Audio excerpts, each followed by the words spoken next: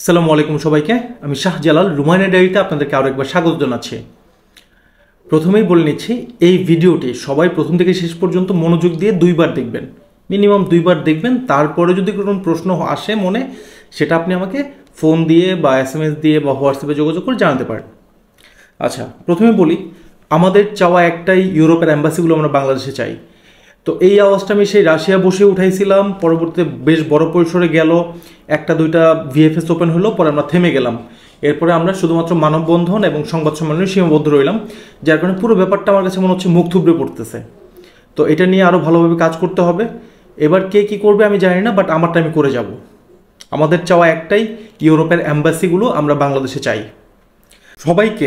সবাইকে একটা রিকোয়েস্ট, সেটা হচ্ছে দয়া করে, আমরা ফেসবুকেও ভিডিও দিচ্ছি, ইউটিউবেও দিচ্ছি। তো আমি সবাইকে রিকোয়েস্ট করব যে ফেসবুকে মেসেজ দেওয়ার বদলে প্রত্যেকটা ভিডিওর উপরে কোনায়, এই যে এই পাশে এখানে নাম্বার কিন্তু আছে, এই নাম্বার দুইটাতেই হোয়াটসঅ্যাপ আছে। আপনার বিশ্বের যেই জায়গা থেকেই হোক আপনারা হোয়াটসঅ্যাপে যোগাযোগ করতে পারবেন। তো ফেসবুকে যেটা হয় যে মেসেজ দিচ্ছে দায়সারা টাইপের, যে ভাই এটা কেন বাস, এরপর কোনো খোঁজ খবর নাই। তো যারা আগ্রহী আছেন তারা হোয়াটসঅ্যাপে যোগাযোগ করবেন এই নাম্বারে। আর ফেসবুকে আমরা খুব একটা অ্যাক্টিভ থাকি না, ঠিক আছে? তো যারা আগ্রহী আছেন তারা হোয়াটসঅ্যাপে যোগাযোগ করবেন। এরপর একটা জিনিস হচ্ছে যে রোমানিয়ার IJA এর জন্য আমাদের প্রায় 7-8 জন অপেক্ষমান আছেন। তো এই IJA-টা 18 তারিখের পরে হবে। 18 তারিখ পর্যন্ত হচ্ছে রোমানিয়ার IJA এর যে ইয়েটা আছে, প্রসিডিউরটা, এটা বন্ধ আছে। 18 তারিখের পর থেকে হচ্ছে এই প্রসিডিউরটা চালু হবে, তারপরেই আপনাদের IJA-গুলো আপনারা পেয়ে যাবেন। এরপর হচ্ছে আমাদের যিনি ম্যানেজার ছিলেন, উনি ওনার ব্যক্তিগত কারণে জব ছেড়ে দিয়েছেন। আমাদের কোনো ব্যাপারে ওনাকে ফোন দিয়ে বদার করাটা আসলে উচিত না বলে আমি মনে করি। কারণ আমি এটা পেয়েছি যে আপনার অনেকেই ওনাকে ফোন দিচ্ছেন যে ভাই এটা কেন, এটা কীভাবে হয়েছে। দেখেন, অ্যাজ এ ম্যানেজার তার দায়িত্ব হচ্ছে অফিস গুছায় রাখা, আর কাজ কোথায় কীভাবে কোনটা হচ্ছে সেটা আমার দায়িত্ব। সো আসলে সেই ব্যাপারটা জানেও না, ঠিক আছে? তো আমি সবাইকে বলবো যে আমাদের যিনি ম্যানেজার ছিলেন উনি আমাদের সাথে আর নাই।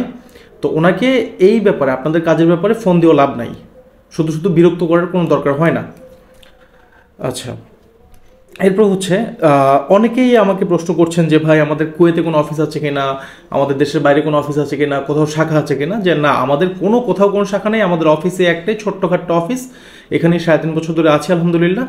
তো এই অফিস, এর বাইরে আমাদের আর কোথাও কোনো অফিস নাই, এটা দেশে হোক দেশের বাইরে হোক, ঠিক আছে? এবং অফিসের ঠিকানা এই ভিডিওর নিচে ডেসক্রিপশনে দেওয়া থাকবে, ঠিক আছে? সেখান থেকে আপনারা ঠিকানা দেখে নিতে পারবেন। তারপর বলে দিচ্ছি, আমাদের অফিস হচ্ছে ঢাকা ডেমরাতে, ঠিক আছে? আর ফোন নাম্বার তো এই যে উপরে কোনায় আছে, এখান থেকে দেখে নেবেন। এটা ডাইরেক্ট কলও দিতে পারবেন, হোয়াটসঅ্যাপেও যোগাযোগ করতে পারবেন।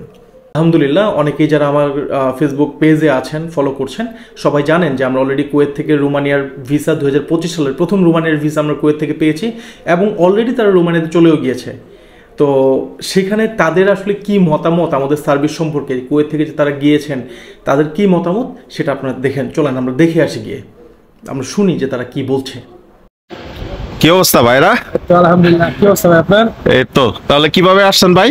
ভাইয়া আমরা ডিসেন্ট কনসাল্টের মাধ্যমে আমাদের ওয়ার্ক পারমিট সম্পূর্ণ কাজ 1 মাস আগে বেরিয়েছে, এবং 1 মাস ভিসা করে আমাদের স্বাধীন আছে। তাহলে শাহজালাল ভাইয়ের কাজ ভালো লাগছে তো? জি অবশ্যই ভালো লাগছে। হ্যাপি? তাহলে আপনি কনসাল্ট। ওকে ভাইয়া, ধন্যবাদ। এরপরে আমরা আরও একটা সুসংবাদ দিচ্ছি। আমরা আমাদের সৌদির দ্বিতীয় ভিসা আলহামদুলিল্লাহ আজকে পেয়েছি। তো অলরেডি তো একজন চলে গিয়েছে 7 তারিখে। এটাও যদি ওনার ম্যান পাওয়ারটা আমরা খুব দ্রুত করাই ফেলতে পারি, যদি ট্রেনিংটা করে নিয়ে আসতে পারে, আশা করছি আমরা রোজার আগে ওনার ফ্লাইটটা দিয়ে দিতে পারবো, ঠিক আছে? এটা হচ্ছে আমাদের সৌদির দ্বিতীয় সফলতা। এরপরে আমি আসি হচ্ছে সার্বিয়ার আপডেট নিয়ে। সার্বিয়ার আপডেটটা হচ্ছে যে 20 তারিখের পর থেকে এখন অনেকেই দেখছেন অ্যাপ্রুভাল আসছে। তো ওইখানে যদি আপনি খেয়াল করেন, দেখবেন যে 32,000 যে সিরিয়াল, মানে 3,20,000 যে সিরিয়াল, সেটাও আসতেছে, 3 লাখেরও আসতেছে, আবার 2,90,000-এর আসতেছে। তো 2,90,000 বা 2,80,000, যেটা 28 সিরিয়াল আপনারা বলেন বা 29 সিরিয়াল যেটাকে বলেন, সেটা কিন্তু মোটামুটি অনেক আগের, বেশ অনেক আগের, ঠিক আছে? প্রায় 6-7 মাস হয়ে গেছে। তো আমার যারা ক্লায়েন্ট আছেন, আমি সবাইকে বলবো যে যেহেতু এটা এখন ইমিগ্রেশনের হাতে, এখন ইমিগ্রেশনের সিদ্ধান্তের উপর সব কিছু, আর এখানে আসলে কি বলে ওই যে এদিক ওদিক করার কোনো সুযোগ নাই। যেটা ইমিগ্রেশনের হাতে চলে গেছে, ইমিগ্রেশনের সিদ্ধান্ত কিন্তু আমাদেরকে ওয়েট করতে হবে। তো দেখা যাচ্ছে কেউ আগে পাচ্ছে কেউ পরে পাচ্ছে। আমার যেটা দৃঢ় বিশ্বাস, রোমানিয়ার ক্ষেত্রে আমাদের যেমন হয়েছিল যে আমরা অ্যাপয়েন্টমেন্ট পাইছি অনেকের পরে, কিন্তু ইন্টারভিউ ডেটটা অনেকের আগে পাইছি। তো আমাদের এটা পাইতে একটু দেরি হলেও আমাদের স্ট্যাম্পিংটা অনেকের আগে হয়ে যাবে। তো আপনারা যারা সার্ভের জন্য জমা দিয়ে ওয়েট করছেন তাদেরকে বলবো যে একটু ধৈর্য ধরে থাকেন, ইনশাল্লাহ আমরা ফলাফল পাওয়া শুরু করব। কারণ গত জানুয়ারি মাসে হচ্ছে প্রায় 10,800-র উপরে অ্যাপ্লিকেশন রিজেক্ট হয়েছে, এটার মধ্যে আমাদের জাস্ট 2টা। ঠিক আছে, সো এটা নিয়ে বদার হওয়ার কিছু নাই, এবং যে 2টা হয়েছে সেই 2টা অলরেডি আমরা আবার এটা ফাইল রান করে দিছি। তো যার যার জায়গায় একটু ধৈর্য ধরে থাকেন, ইনশাল্লাহ আমরা সার্ভের ব্যাপারে সফল হব। আর এই মুহূর্তে আমরা সার্ভের কোনো ফাইল জমা নিচ্ছি না, এটা মাথায় রাখেন। যখন আবার আমরা বুঝবো যে সব মার্কেট ঠিক আছে তখন আমরা নিব। কারণ হচ্ছে গণহারে ফাইল নেওয়াটাই আসলে ব্যবসা না, ব্যবসাটা হচ্ছে একটা ভিসা কমপ্লিট করে তাকে ওই পর্যন্ত পৌঁছে দেওয়া। এরপরে বেলারুশের ব্যাপারে একটু কথা বলি। বেলারুশের ব্যাপারে যদি বলি, সেটা হচ্ছে আমাদের আমরা বলেছিলাম যে আমরা এই মাসের 9 তারিখের মধ্যে ফ্লাইট কমপ্লিট করব। তো মাঝখানে কিছু ডকুমেন্টারি ইস্যু আবার ঢুকায় দেওয়া হয়েছে, যেটা হচ্ছে যে বেলারুশ থেকে আপনারা অনেকে জানেন যে অনেক ক্ষেত্রে এয়ারপোর্ট থেকে ফেরত আসার একটা বেশ একটা ছিল যে বেলারুশ থেকে এয়ারপোর্ট থেকে আবার ফেরত আসতেছে।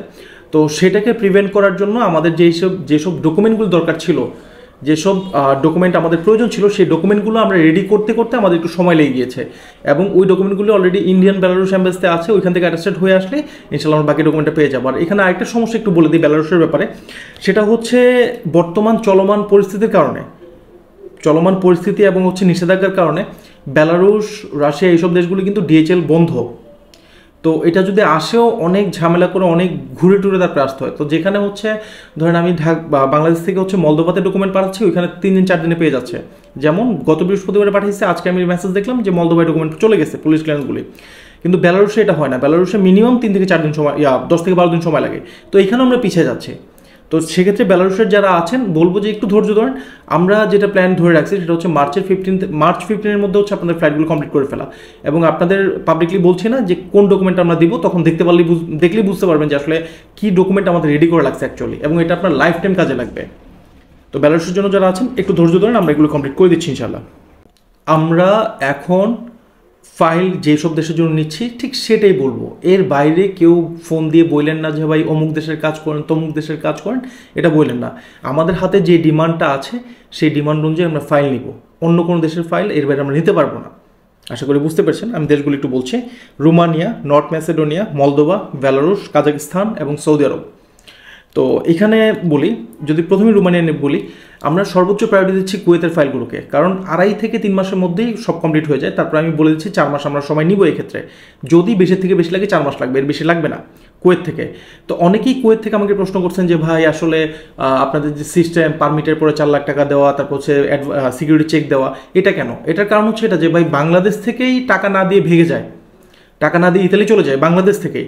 সো কুয়েতে আপনি কুয়েত থেকে যখন ভিসা পাবেন তখন আপনি চাইলে আমাকে বিট্রে করতে পারেন।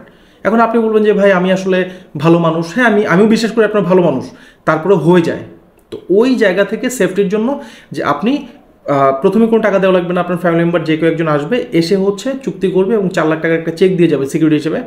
পারমিটটা আসার পরে দেন হচ্ছে আপনি 4 লাখ টাকা জমা দিবেন, আপনার ফ্যামিলি যে কেউ এসে 4 লাখ টাকা জমা দিবে। ভিসা হওয়ার পরে আপনি 4 লাখ টাকা জমা দিয়ে যে চেকটা, মানে টোটাল 8 লাখ টাকা কমপ্লিট করে যে চেকটা ছিল সেটা নিয়ে যাবেন, অথবা আমরা ওই চেক দিয়ে টাকা তুলে নিব। এই হচ্ছে সিস্টেম, ঠিক আছে? এখন ব্যাপার হচ্ছে এটা যে আপনি একজন ব্যক্তি, আমি এখানে প্রতিষ্ঠান।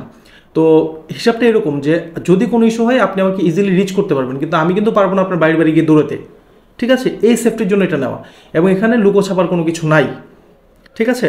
আর বেলারুশ, রোমানিয়ার জন্য আমরা কুয়েত, সৌদি, কাতার, দুবাই, তারপর হচ্ছে সিঙ্গাপুর, মালয়েশিয়া, এই 6টা দেশ থেকে এবং বাংলাদেশ থেকে ফাইল নিচ্ছে।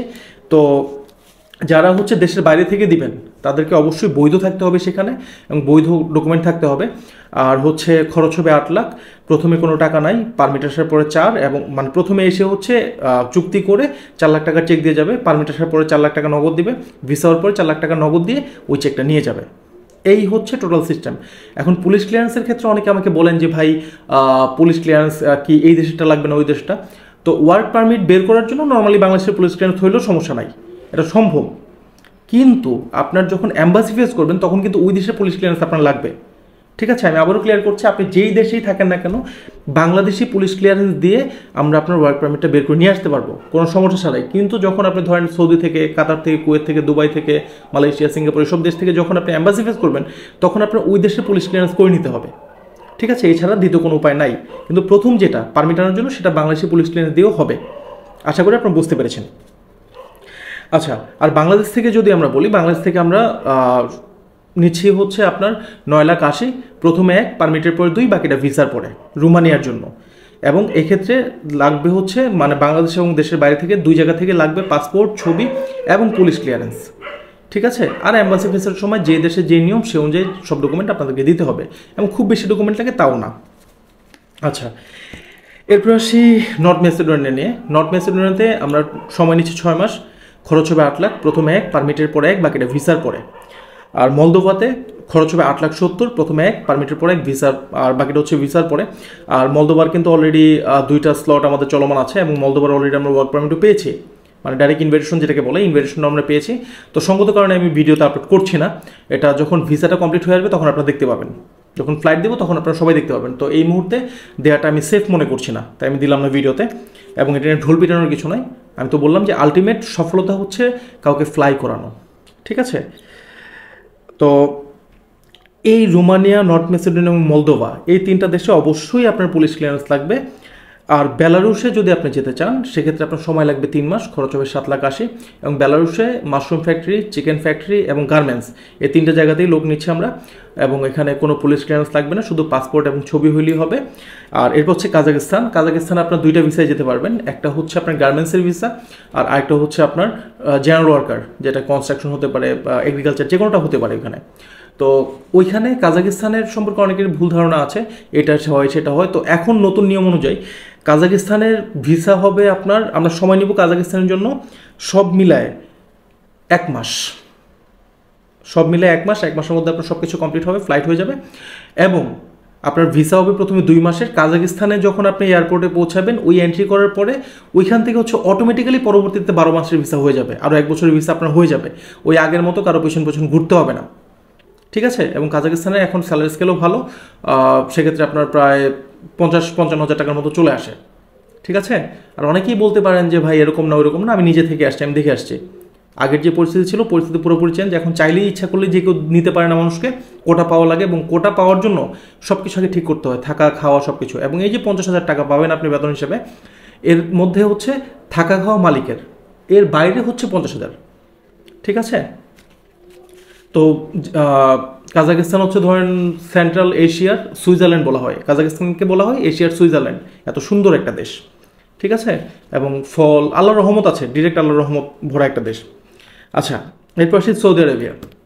তো সৌদিতে হচ্ছে আমরা যেই মানে আমরা এখন পারবো হচ্ছে রেস্টুরেন্টে দেওয়ার জন্য, রেস্টুরেন্টের ওয়েটার হিসাবে, বা হচ্ছে বারিস্তা হিসাবে, অথবা হচ্ছে কনস্ট্রাকশন যদি কেউ পারদর্শী হন কনস্ট্রাকশনে, অথবা হচ্ছে আপনার ওয়েল্ডিং যদি কেউ পারেন ওয়েল্ডিংয়ে।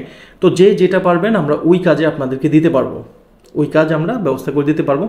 এবং এক্ষেত্রে সৌদিতে আপনার খরচটা 4,30,000 থেকে ধরে 4,90,000 পর্যন্ত ওঠানামা করে। ঠিক আছে, এটা হচ্ছে আপনার বেতন এবং কাজের উপর নির্ভর করবে। আর সময় লাগবে 2 থেকে 2.5 মাস। এবং normally North Macedonia, Moldova, Belarus, Kazakhstan, Saudi Arab এইসব দেশের ভিসাগুলি মিস হয় না, মোটামুটি বলা যায় ইনশাল্লাহ 100% ভিসা হয়ে যাবে। তো যারা আগ্রহী আছেন দ্রুত জমা দিতে পারেন। এবং সৌদির জন্য কিন্তু পুলিশ ক্লিয়ারেন্স লাগবে। আর সৌদির যে খরচটা আছে মেডিকেল খরচ এর বাইরে। আচ্ছা, আরেকটা জিনিস হচ্ছে একটু এম্বারেসিং একটা ব্যাপার শেয়ার করি, যে আমি রিসেন্টলি দেখতে পাচ্ছি যে অনেকের অনেক ভিসা, ঠিক আছে, অনেক দেশের, যেমন মলদোভার ভিসা আমি দেখছি, নর্থ ম্যাসেডোনিয়া দেখছি। নর্থ ম্যাসেডোনিয়া বিশ্বাসযোগ্য, বিশ্বাস করা যায়।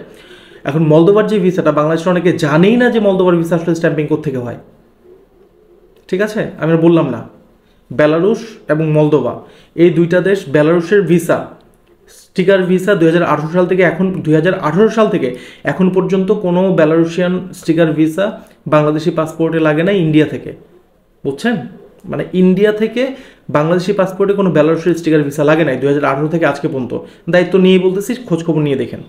মলদোভারটাও যদি বলি, মলদোভার ভিসা ইন্ডিয়া থেকে হচ্ছে না, হচ্ছে অন্য কোনো একটা জায়গা থেকে। তো তারা আসলে কেমনি ইন্ডিয়া থেকে করে দিচ্ছে সেটা আমি বুঝতে পারতেছি না, হয়তো এটা আমার জানার ভুলও হইতে পারে। তো যাই হোক, এই ছিল টোটাল আপডেট। যারা আগ্রহী আছেন দ্রুত জমা দেন। এবং আরেকটা জিনিস হচ্ছে, ক্রোয়েশিয়ার ব্যাপারে একটা কথা ছিল যে ক্রোয়েশিয়া ব্যান আর খুলবে না। এসে দেখেন ক্রোয়েশিয়া কিন্তু আবার ভিসা দেওয়া শুরু করছে, পারমিট দেওয়া শুরু করছে।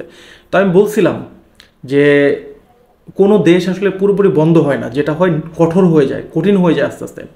তো আমি একটা ভবিষ্যৎবাণী আজকে করে দিই। রোমানিয়া এবং বুলগেরিয়া নিয়ে একটা ভবিষ্যৎবাণী অনেক আগে করছিলাম, সেটা আপনারা মিলিয়ে দেখেন হয়েছে কিনা। আরেকটা ভবিষ্যৎবাণী করি, সেটা হচ্ছে 2026 সালের সেনজেনের যে ঘোষণা আসবে, সেখানে সেনজেনে অন্তর্ভুক্ত হবে মন্টিনিগ্রো এবং মলদোভা। এটা লিখে রাখতে পারেন, পরে মিলাই নেন। 2026-এ যে দুইটা দেশ সেনজেনের অন্তর্ভুক্ত হবে সেটা হবে মন্টিনিগ্রো এবং মলদোভা। তো আর কোনো বাড়তি কথা বলছি না, আজকের মতো এখানেই বিদায় নিচ্ছি। আসসালামু আলাইকুম, আল্লাহ হাফেজ।